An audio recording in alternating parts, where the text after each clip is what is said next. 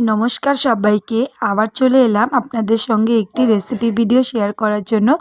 তো আজকে আপনাদের সঙ্গে শেয়ার করব আলু ফুলকপি দিয়ে চিংড়ি মাছের ঝোল। তো এটা আমিও ফার্স্ট টাইম ট্রাই করে দেখলাম, তো খুবই ভালো হয়েছিল খেতে। তো চলুন আপনাদের সঙ্গেও শেয়ার করা যাক। আর অবশ্যই ভিডিওটা শেষ পর্যন্ত দেখার অনুরোধ থাকলো আপনাদের কাছে। আর ভিডিওটা যদি আপনাদের ভালো লেগে থাকে অবশ্যই লাইক, কমেন্ট এবং শেয়ার করে দেবেন। আর সাবস্ক্রাইব করতে ভুলবেন না। তো চলুন শুরু করা যাক। একটা থালার মধ্যে নুন এবং হলুদ দিয়ে চিংড়ি মাছটাকে আমি বেশ কিছুক্ষণ মাখিয়ে রেখেছিলাম।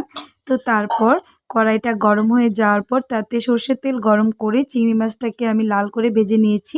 তো সেই কড়াইয়ের মধ্যে আবার বেশ কিছুটা তেল দিয়ে তাতে গোটা জিরে ফোড়ন দিয়েছিলাম।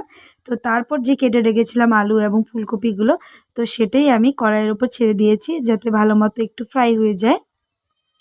তারপর আমরা ঘরে যেগুলো মশলা ব্যবহার করি তো সেগুলি আমি একটা একটা করে দিয়ে দিব। তো দিয়েছিলাম নুন, কিছুটা হলুদ গুঁড়ো। তো সেটা দিয়ে বেশ কিছুক্ষণ একটু ভাজা ভাজা করে নেব। তো তারপর এখানে আমি বেশ কিছুটা পরিমাণে লঙ্কার গুঁড়ো দিয়েছিলাম। বেশ ঝাল ঝাল খেতে খুবই ভালো লাগে আমার। তো এখানে আমি বেশ কিছুটা লঙ্কার গুঁড়ো দিয়ে তো তারপর আবার ভালো মতো কষিয়ে নিয়েছিলাম, ভালো মতো যাতে আলু আর ফুলকপিটা সেদ্ধ হয়ে যায়। তো এখন আমি এর ওপর দিয়ে দিব হচ্ছে ক্যাপসিকাম আর হচ্ছে মটরশুঁটি। আপনারা চাইলে নাও দিতে পারেন, আমি দিয়েছিলাম, আমার ওদের খুব ভালো লাগে ক্যাপসিকাম আর মটরশুঁটি খেতে। তো এর ওপর আমি সেটাই দিয়েছিলাম। তো তারপর এটা ভালো মতো আর একটু কিছুক্ষণ কষিয়ে নেওয়ার পর এর মধ্যে আমি জল ছেড়ে দেব, কারণ না হলে সেদ্ধ হবে না। তো আমরা যেহেতু ঝোল রেখেছিলাম তো বেশ কিছুটা পরিমাণে আমি এখানে জল দিয়েছিলাম। তারপর এটাকে কিছুক্ষণ আমি ঢাকা দিয়ে রাখার পর তার ওপর যে ভেজে রাখা চিংড়ি মাছগুলো এক এক করে আমি দিয়ে দিব।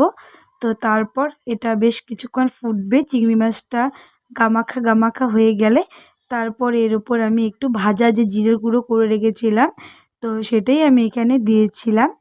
আর কি যেহেতু এটা রসা টাইপের তার জন্যই আমি এখানে ভাজা জিরে মশলা দিয়েছিলাম। তো এখন আমি বেশ কিছুক্ষণ এটাকে ফুটিয়ে নেব। তো সবার কেমন লাগলো ভিডিওটা অবশ্যই কমেন্ট করে জানাবেন। আর এখানে আমি বেশ কিছুটা পরিমাণে ঘিও দিয়েছিলাম, জানি না ফুটেজটা ওঠেনি কেন। তো যাই হোক, সেটা আপনাদের সঙ্গে শেয়ার করতে পারলাম না। লাস্টে আপনারা চাইলে ঘিও দিতে পারেন আর নাও দিতে পারেন, আমি দিয়েছিলাম। তো খুব টেস্ট হয়েছিল। তো যদি ভিডিওটা ভালো লাগে অবশ্যই লাইক, কমেন্ট এবং শেয়ার করবেন। আর যদি ভালো লাগে তাহলে অবশ্যই সাবস্ক্রাইব